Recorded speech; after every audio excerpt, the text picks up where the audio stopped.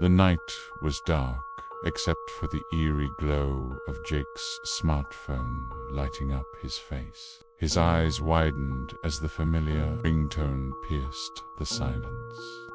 3:17 a.m., and it was Tommy calling. Jake's trembling finger hovered over the answer button. Tommy had been his best friend since kindergarten, inseparable until that fateful day 6 months ago, when a tragic accident claimed Tommy's life. Yet here was his number, calling in the dead of night. With a deep breath, Jake answered. "Hello, Jake.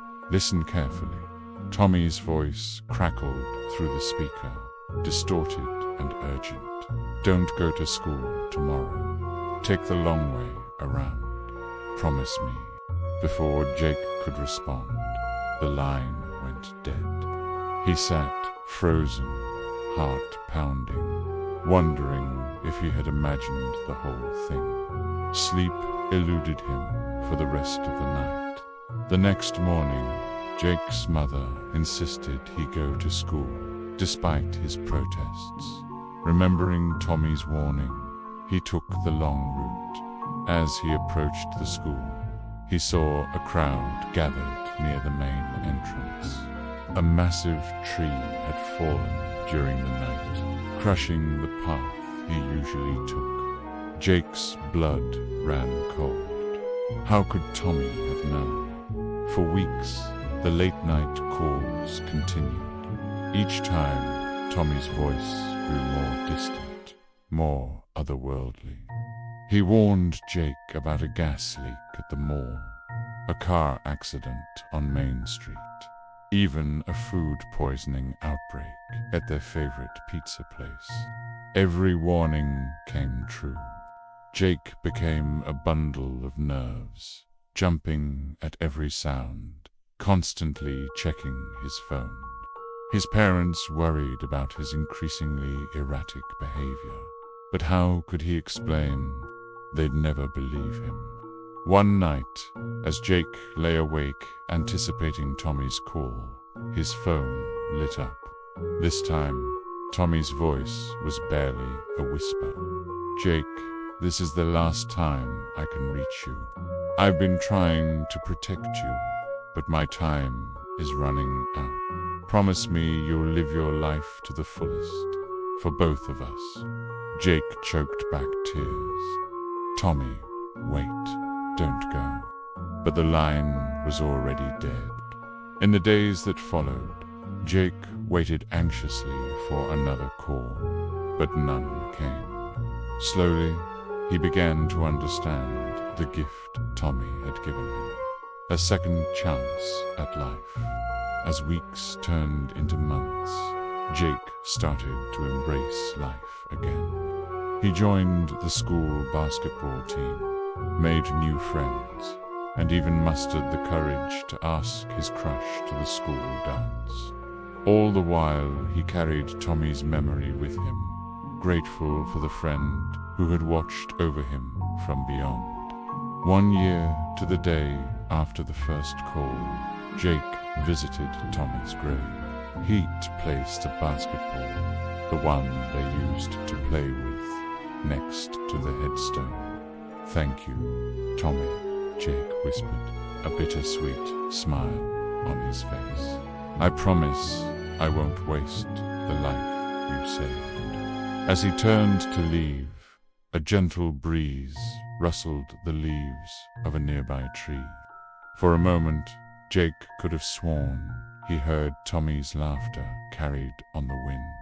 The sun was setting as Jake walked home, casting long shadows across the quiet streets.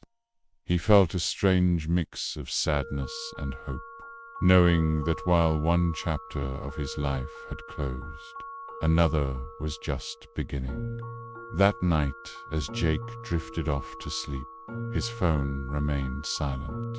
But in his dreams, he saw Tommy one last time, smiling and waving goodbye. When Jake woke the next morning, he felt a sense of peace he hadn't experienced in months. Life went on, and Jake grew older. He never forgot Tommy or the mysterious calls that had saved his life multiple times. The experience had changed him profoundly, making him more aware of the fragility of life and the importance of cherishing every moment. Years later, as a successful adult, Jake often found himself pausing in quiet moments, remembering those haunting late-night conversations.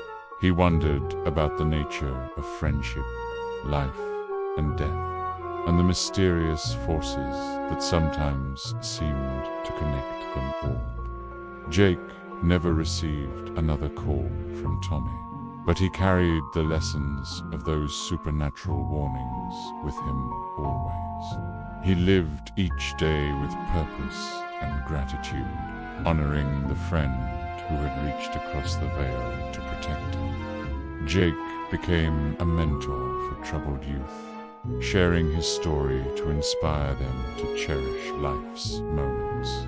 As Jake got older, he often wondered if Tommy's visits were just his imagination, or something deeper, a sign that friendship really can last, even after death. Whatever the truth, Jake knew one thing for certain. He owed his life to those mysterious calls, and he was determined to make every day count, not just for himself, but for Tommy too. On the anniversary of Tommy's passing each year, Jake would return to the cemetery. He'd sit by the grave, updating his old friend on the life he was living, the life Tommy had saved. And sometimes, in the quietest moments, Jake could almost hear a familiar voice on the wind, urging him onward.